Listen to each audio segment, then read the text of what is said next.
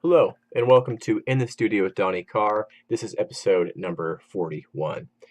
So today I thought it might be a fun thing to just run you through some of my favorite FL Studio effects. Um, I'm going to exclude the parametric EQ2. I use that a lot. I've shown it in a couple videos, so these are 6 other effects that I like to use, and I'll just give you maybe a couple examples or talk to you about a couple ways that I might use them. I'm obviously excluding anything that you access from the channel rack, so any synths, generators, samplers, things like SliceX, that sort of thing. I'm leaving out of this. So let's get right to it here. This is in no particular order, but here we go. The first one is the Fruity Limiter. Super handy tool. It's 3 tools in one. You have your basic peak limiter here. Pretty self-explanatory, easy to use. And then it has a compressor here. Very capable compressor for basic compressing needs. And nice sidechain input as well. So you can do sidechain compression with this. A lot of times I like to use this if I have like a deep rolling bass line and some sort of bass stab or some deep percussion hit that I want that low end in there still. It's kind of part of the bass line. So I'll use these to sidechain against each other, those elements to make them work a little bit better.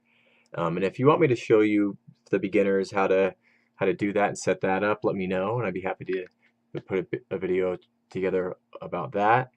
And then it has a gate as well. So I'll use that to, if I have for some reason some sort of noise that I want to gate out, you can gate out some noise. But I usually use it to make sounds a little bit more short. Cut the tail off a reverb or a sample of some kind. So let's do that to this guy. This is already a short sound, but can make it a little bit shorter.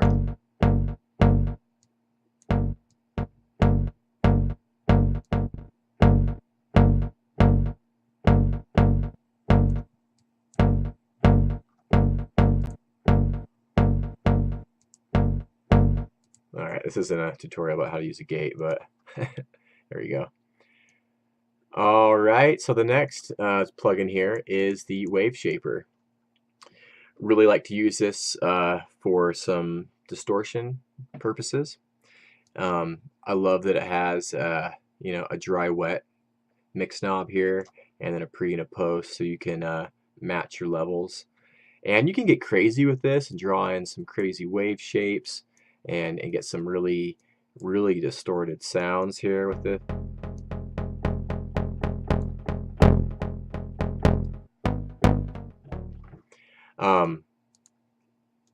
But what I tend to do, and sometimes I'll do that if I'm really looking for a really gritty, distorted sound, Wave Shaper is great for that.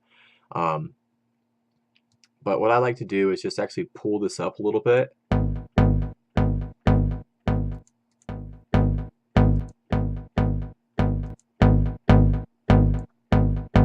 It just gives it a nice kind of, more rounded, subtle distortion. I'll usually mix that in, about 50-50, or if I make it a little bit harsher, I'll probably, mix it even less in, but depends on the sound, the song, and the source material.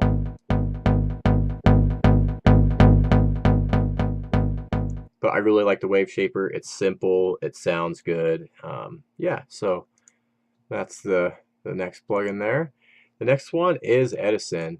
So Edison is a crazy powerful audio editor, and I could do multiple tutorials just on this thing. Any hardcore detailed editing, Edison's my go-to.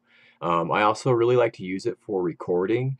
So I like to record my parts in as I go. Sometimes I'll do that rather than bounce them out. I just kind of find it faster to work that way.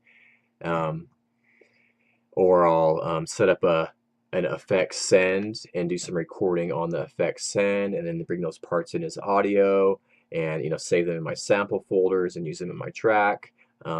So yeah, love Edison. I use it on every single track. So that's definitely one of my favorite plugins. I would be pissed if I didn't have it. The next one is Fruity Delay 3. This is new with a 12.5 update. I've been having really great results with this. It's a really capable, it's an analog style tape delay. I just did a whole walkthrough video of it a few, just recently. So if you're interested in more of a detailed, explanation and walkthrough of what everything does, go check out that video. But yeah, love this delay. It sounds great. I've been able to make some really cool effects with it as well. So if you haven't got the new update, go check it out and have a play with Fruity Delay 3, because I think you'll like it.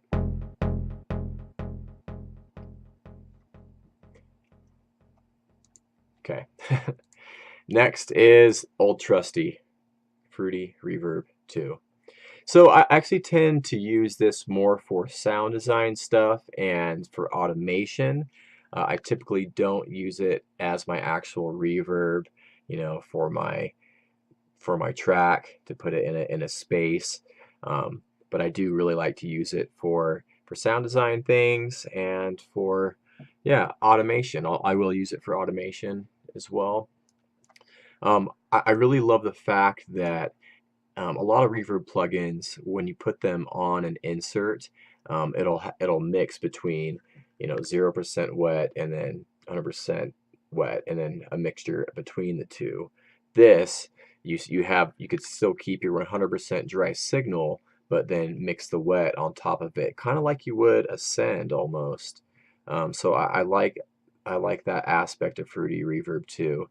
A lot of times I'll even put this on my basses and turn. So you be careful with that. You want to make sure that you get your settings right when you put reverb on bass. But yeah, Fruity Reverb 2, old trusty. All right. So that was number 5. And number 6 is the stereo enhancer. Let's turn the delay off. This is a great way to add a little extra stereo width to things. You do want to be careful with this and not overdo it. You want to be very, very subtle. But yeah, so this sound is, there is a little bit of width there. There's a little bit of stereo width, but not a ton. So this, just for an example here, how I would use it, it's just, this is seriously all I do. Just kick it over to the left a titch.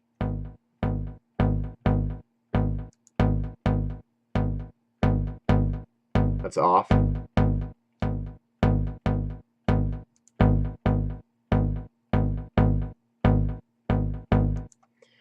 Yeah, so that's stereo enhancer. It's pretty easy to use. You just seriously don't go too far left or right with this, because it'll put your tracks into anti-phase, and that's no good for no one. So but it's a great way to add a little extra stereo width, and I use it definitely on occasion. So I definitely like to use it. So those are some of my favorite plugins, or the favorite image line effects rather.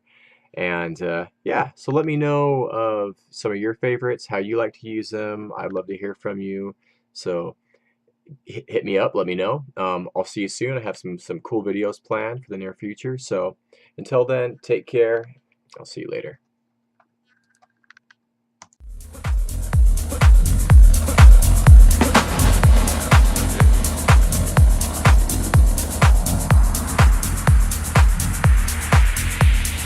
Every time we wrote a song,